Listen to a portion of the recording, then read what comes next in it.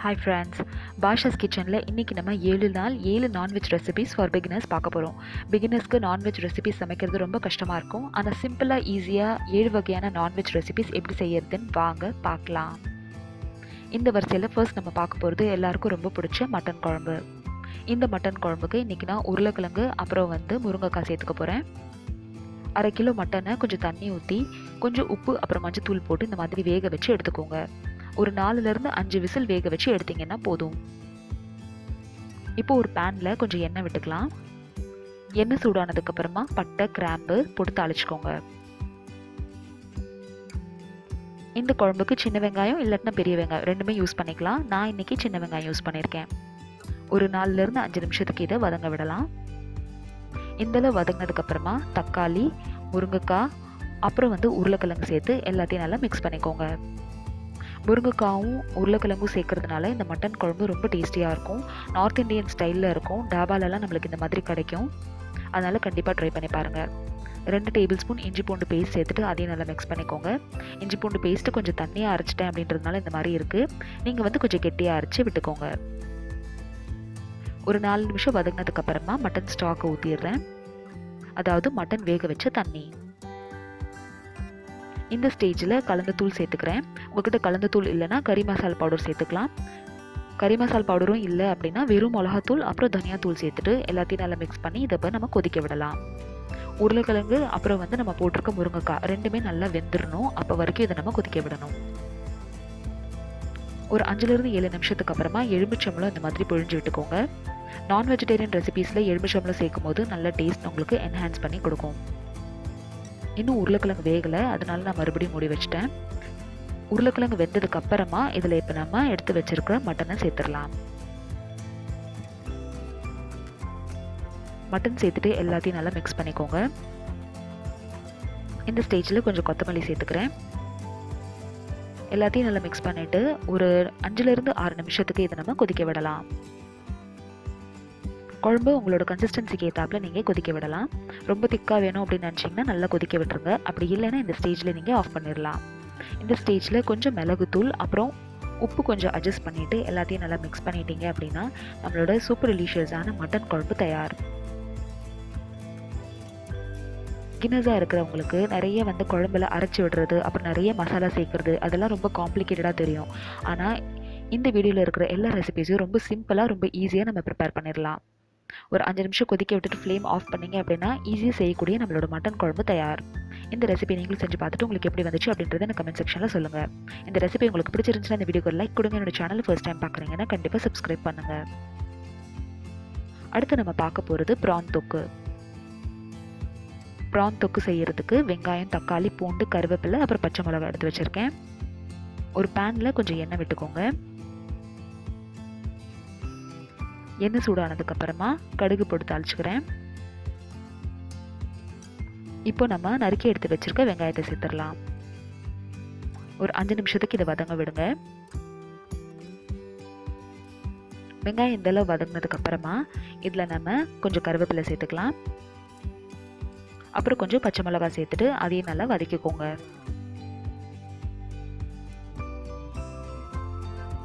ஒரு 3லேருந்து 4 பூண்டு பல் இந்த மாதிரி நசுக்கி இதில் சேர்த்துருங்க. ப்ரான் தொக்குக்கு பூண்டு நல்லா இடித்து சேர்த்திங்கன்னா நல்லா டேஸ்டியாக இருக்கும். ப்ரான் தொக்குக்கு எப்பவுமே தக்காளி அரை பாதி எடுத்துக்கணும். அதாவது 2 வெங்காயம் எடுத்துக்கிறீங்கன்னா ஒரு தக்காளி இல்லை 1.5 தக்காளி சேர்த்துக்கலாம். வெங்காயம் தக்காளி இந்த அளவுக்கு வதங்க விட்டுறணும். இந்த ஸ்டேஜில் நம்ம மசாலா சேர்த்துக்கலாம். மசாலாவில் இதில் கொஞ்சம் மஞ்சத்தூள், வெறும் மிளகாத்தூள் சேர்த்துட்டு எல்லாத்தையும் நல்லா மிக்ஸ் பண்ணிக்கோங்க. இதுக்கு கறி மசாலா பவுடர் போட்டிங்கன்னா நல்லா இருக்காது. அதனால வெறும் மிளகாத்தூள் சேர்த்துக்கோங்க. கொஞ்சமாக தண்ணி விட்டு இந்த மசாலாவை ஃபஸ்ட்டு வேக விடலாம்.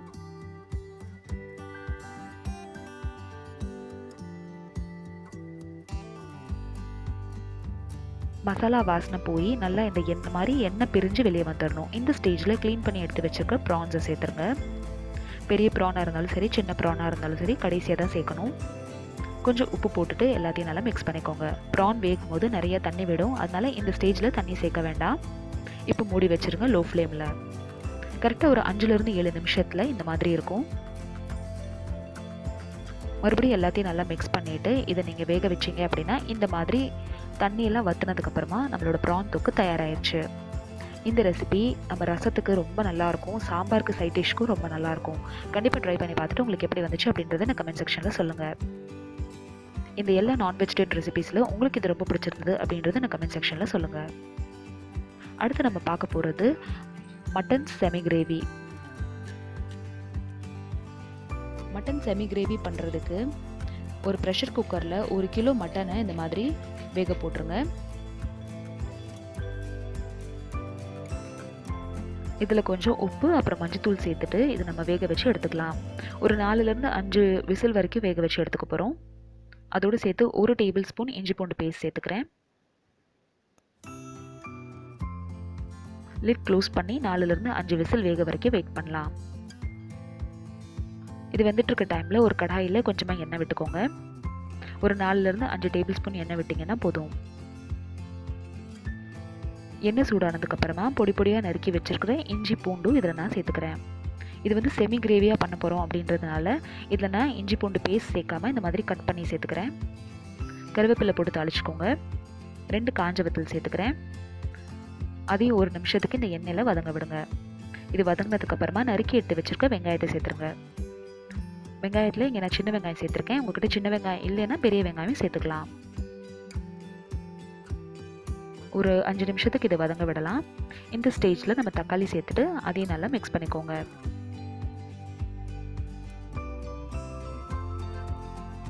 அடுத்ததாக இதில் மட்டன் வேக வச்ச தண்ணி அப்புறம் மட்டன் 2யும் சேர்த்துருங்க. ஏன்னா நம்ம இது செமி கிரேவி பண்ண போகிறோம் அப்படின்றதுனால தண்ணி வந்து நம்ம ட்ரை பண்ண போகிறோம். ஒரு 5லேருந்து 10 நிமிஷத்துக்கு இதை நம்ம கொதிக்க விட்டதுக்கப்புறமா இதில் மசாலா சேர்த்துக்கலாம். மசாலாவில் இங்கே நான் கறி மசாலா பவுடர் சேர்த்துருக்கேன். உங்கள்கிட்ட கறி மசாலா பவுடர் இல்லைனா கலந்த தூள் சேர்த்துக்கலாம். கலந்த தூளும் இல்லை அப்படின்னா வெறும் மிளகாத்தூள் அப்புறம் தனியாத்தூள் சேர்த்துட்டு கொஞ்சம் உப்பு சேர்த்துக்கோங்க. எல்லாத்தையும் நல்லா மிக்ஸ் பண்ணிவிட்டு இந்த தண்ணியும் இந்த மசாலாவோட நல்லா மிக்ஸ் ஆகி நல்லா ட்ரெயின் ஆயிடணும். காரத்துக்கு ஏற்ப இதை கொஞ்சம் மிளகு நுணுக்கி சேர்த்துக்கிறேன். எல்லாத்தையும் மிக்ஸ் பண்ணிவிட்டு கொதிக்க விடுங்க. உப்பு காரம் உங்களோட டேஸ்ட்டுக்கு ஏற்றாப்புல நீங்கள் அட்ஜஸ்ட் பண்ணிக்கலாம்.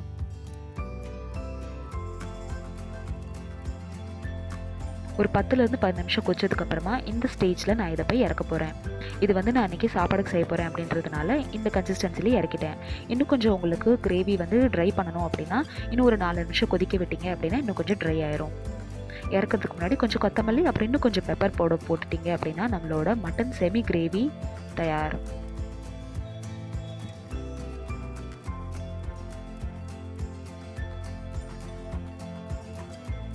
இந்த செமி கிரேவி ரசம் அப்புறம் வந்து சாம்பார் அப்புறம் வந்து அப்படியே சாப்பாடில் போட்டு சாப்பிட்றதுக்கும் ரொம்ப நல்லாயிருக்கும். இதுலேயும் நம்மளுக்கு நிறைய மசாலா தேவைப்படாது.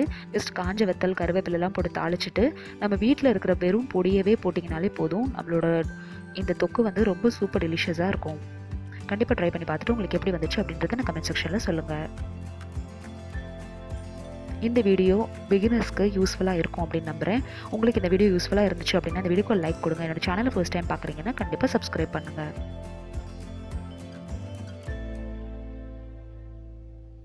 அடுத்து நம்ம பார்க்க போகிறது சிம்பிளான ஒரு ஃபிஷ் ஃப்ரை. ஃபிஷ் ஃப்ரை பண்ணணும்னு எல்லாருக்குமே ரொம்ப ஆசையாக இருக்கும். ஆனால் என்ன மசாலா போட்டு ஃப்ரை பண்ணுறது அப்படின்றது தெரியாது. இன்றைக்கி நான் 2 ஐலா மீன் இந்த மாதிரி எடுத்து வச்சுருக்கேன். இதோட மசாலா என்ன சேர்க்கணும் அப்படின்றத பார்க்கலாம். கொஞ்சம் வெறும் மிளகாத்தூள், உப்பு, மஞ்சத்தூள், கொஞ்சமாக தனியாத்தூள், அப்புறம் அரை தக்காளி, அப்புறம் கொஞ்சம் பூண்டு எடுத்து வச்சுருக்கேன். இது எல்லாத்தையும் ஒரு மிக்ஸி ஜாரில் சேர்த்து நான் அரைச்சி எடுத்து வச்சுக்க போகிறேன். நம்மளுக்கு ஒரு பேஸ்ட் மாதிரி ரெடி ஆயிரும்.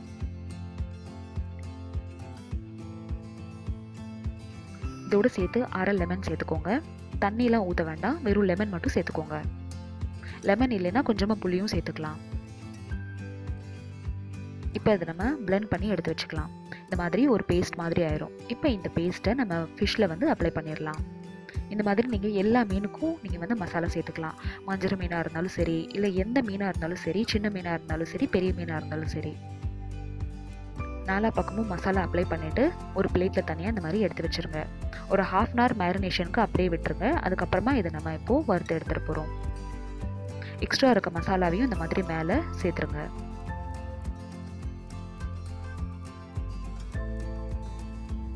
இப்போது இதை நீங்கள் ஷாலோ ஃப்ரையும் பண்ணலாம், அப்படி இல்லைனா டீப் ஃப்ரையும் பண்ணலாம். நான் இன்றைக்கி இதை ஷாலோ ஃப்ரை பண்ண போகிறேன். ஷாலோ ஃப்ரை பண்ணும்போது ஃபுல்லாக எண்ணெய் இந்த மாதிரி போட்டுட்டு 2 பக்கமும் கரெக்டாக ஒரு 5 நிமிஷம் வேக விட்டு இந்த மாதிரி திருப்பி விடுங்க. உங்களுக்கு நல்ல கிறிஸ்பியாக பிடிக்கும் அப்படின்னா வந்து மீடியம் ஃப்ளேமில் வச்சு இந்த மாதிரி சூடு பண்ணி எடுத்துட்டிங்கன்னா போதும். 2 பக்கமும் நல்லா கிறிஸ்பி ஆயிரும். அவ்வளோதான், சிம்பிளாக செய்யக்கூடிய நம்மளோட ஃபிஷ் ஃப்ரையும் தயார். இந்த ஃபிஷ் ஃப்ரை ரெசிபி நீங்களும் ட்ரை பண்ணி பார்த்துட்டு எப்படி வந்துச்சுன்னு சொல்லுங்கள். ஃபிஷ் ஃப்ரை பண்ணிவிட்டு ஃபிஷ் குழம்பு எப்படி செய்கிறது அப்படின்றது பார்க்கலன்னா எப்படி? அடுத்து வாங்க ஃபிஷ் குழம்பு எப்படி செய்கிறதுன்னு பார்க்கலாம். இங்கே ஒரு பெரிய நெல்லிக்காய் சைஸ்க்கு நான் வந்து புளி வந்து தண்ணியில் ஊற வச்சுருக்கேன். அடுத்து கவலைப்பொடி மீன் போட்டு நான் இந்த குழம்பு வந்து செய்ய போகிறேன். அதுக்கு கவலைப்பொடி மீனில் கொஞ்சமாக வந்து உப்பு சேர்த்துக்கோங்க. அப்புறம் கொஞ்சம் மஞ்சத்தூள் சேர்த்துட்டு வெறும் மிளகாத்தூள் சேர்த்து எல்லாத்தையும் நல்லா மிக்ஸ் பண்ணி வச்சுக்கோங்க. நம்ம எதுவும் ஃப்ரை பண்ண போகிறதில்ல, ஆனால் குழம்பு செய்கிறதுக்கு முன்னாடியே இந்த மாதிரி உப்பு போட்டு மேரினேட் பண்ணி வச்சிட்டிங்கன்னா நம்மளுக்கு குழம்புல போடுற மீனில் வந்து நல்ல உப்பு வந்து பிடிச்சிருக்கும். இப்போ ஒரு கடாயில் இல்லை பேனில் எண்ணெய் விட்டுட்டு கடுகு போட்டு தாளிச்சுக்கோங்க. மண் சட்டி வச்சுருக்கீங்கன்னா நீங்கள் அதுலேயும் யூஸ் பண்ணிக்கலாம். கடுகு பொரிஞ்சதுக்கப்புறமா ஜீரகம் அப்புறம் வெந்தயம் போட்டு தாளிச்சுக்கோங்க. அடுத்ததாக இதில் வந்து பூண்டு நசுக்கி இந்த மாதிரி சேர்த்துட்டு 2 பச்சை மிளகாய் சேர்த்துக்கோங்க. மீன் குழம்புக்கு பூண்டு வந்து ரொம்ப டேஸ்டியாக இருக்கும், அதனால அதை முழுசாக சேர்க்காம இந்த மாதிரி இடித்து சேர்த்துக்கோங்க. பூண்டு நல்லா ப்ரௌன் ஆனதுக்கப்புறமா இப்போ நான் இதில் ஒரு வெங்காயம் சேர்த்துக்கிறேன்.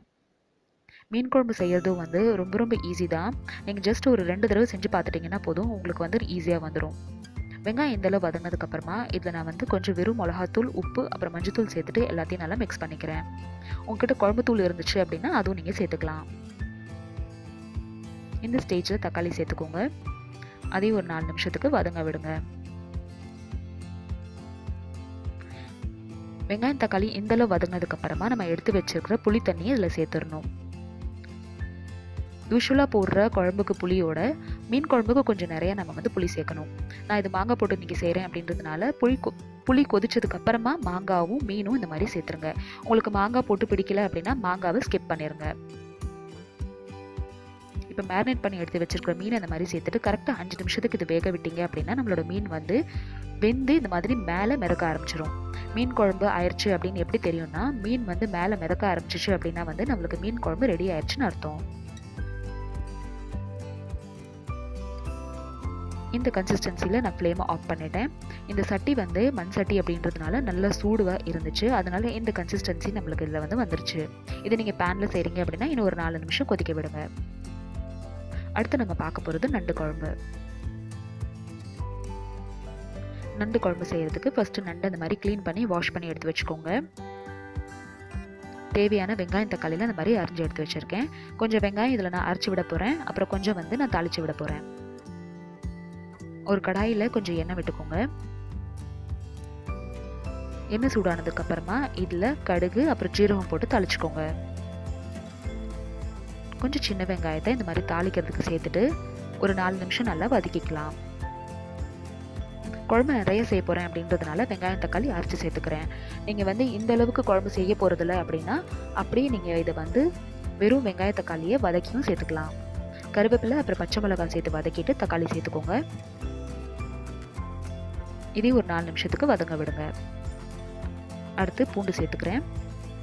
பூண்டு வாசனை வர்ற வரைக்கும் இதை நல்லா சாட் பண்ணிவிட்டு அரைச்சி எடுத்து வச்சுருக்க வெங்காய தக்காளியை சேர்த்துருங்க. இப்போது இந்த வெங்காய தக்காளியெல்லாம் கொதிச்சுட்டு இருக்க டைமில் கொஞ்சம் மிளகு, வத்தல் அப்புறம் பூண்டு போட்டு அரைச்சி ஒரு பேஸ்ட் ரெடி பண்ணி வச்சுக்கிறேன். இது வந்து நண்டு குழம்புக்கு நல்ல டேஸ்ட் கொடுக்கும். வெறும் வெங்காய தக்காளி மட்டும் போட்டோம்னா வெங்காய தக்காளியோட வாசனை வரும், அதனால இந்த மாதிரி ஒரு மசாலாவை அரைச்சி விட்டுக்கோங்க. இப்போ அந்த மசாலாவையும் சேர்த்துட்டு நல்லா கொதிக்க விட்டு இந்த மாதிரி கலர் மாறிடணும். இந்த ஸ்டேஜில் கொஞ்சம் மஞ்சத்தூள் அப்புறம் உப்பு சேர்த்து அட்ஜஸ்ட் பண்ணிக்கோங்க. வெங்காயம் தக்காளியோட பச்சை வாசனை போனதுக்கப்புறமா இதில் கொஞ்சம் நம்ம மசாலா சேர்த்துக்கிறோம். இப்போ அடுத்து இதில் நான் வந்து வெறும் மிளகாத்தூள் சேர்த்துருக்கேன்.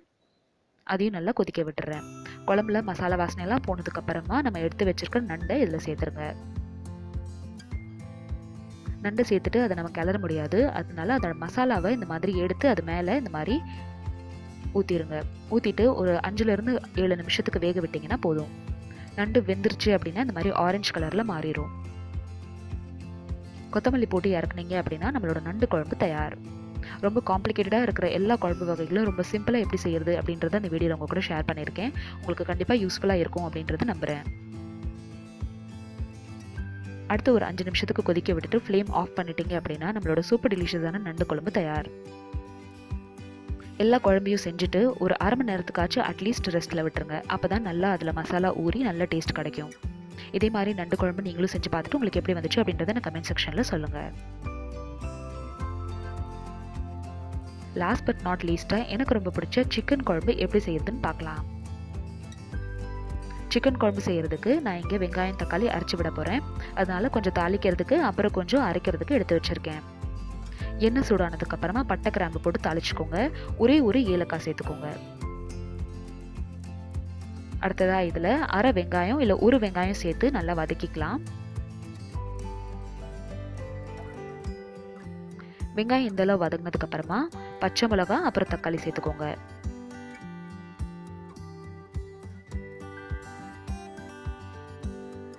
இப்போ இதில் வெங்காயம் தக்காளி பேஸ்ட்டு சேர்த்துடலாம். குழம்பு கொஞ்சம் நிறைய பேருக்கு செய்கிறீங்க அப்படின்னா வெங்காயம் தக்காளி பேஸ்ட் சேர்க்கலாம். இல்லை நான் வந்து கொஞ்சமாக தான் குழம்பு செய்ய போகிறேன் அப்படின்னா வெறும் வெங்காயம் தக்காளி வதக்கியும் விட்டுக்கலாம். 2 டீஸ்பூன் இதில் நான் இஞ்சி பூண்டு பேஸ்ட் சேர்த்துட்டு எல்லாத்தையும் நல்லா மிக்ஸ் பண்ணி கொதிக்க விட போகிறேன். இஞ்சி பூண்டு பேஸ்ட் போட்டு ஒரு 5 நிமிஷத்துக்கு அப்புறமா நான் சிக்கனை சேர்த்துட்றேன். அடுத்ததாக இதில் கொஞ்சம் மஞ்சத்தூள் சேர்த்துட்டு எல்லாத்தையும் நல்லா மிக்ஸ் பண்ணிடுங்க. இந்த ஸ்டேஜில் நீங்கள் உப்பும் சேர்த்துடலாம்.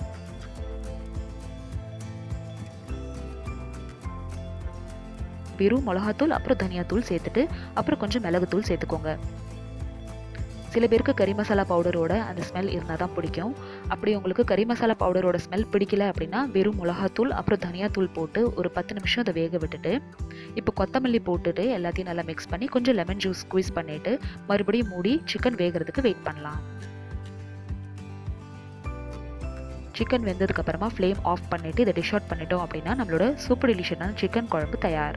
இந்த ரெசிபி எல்லாத்தையும் நீங்களும் ட்ரை பண்ணி பார்த்துட்டு உங்களுக்கு எப்படி வந்துச்சு அப்படின்றது எனக்கு கமெண்ட் செக்ஷனில் சொல்லுங்கள். இந்த எல்லா ரெசிபிஸும் உங்களுக்கு இது ரொம்ப பிடிச்சிருந்தது அப்படின்றது எனக்கு கண்டிப்பாக சொல்லுங்கள். இதே மாதிரி பிரியாணி ரெசிபிஸ் வேணும் அப்படின்னா கீழே டிஸ்கிரிப்ஷன் பாக்ஸில் லிங்க் பாருங்கள். தேங்க்யூ ஸோ மச் ஃபார் வாட்சிங். பாய்.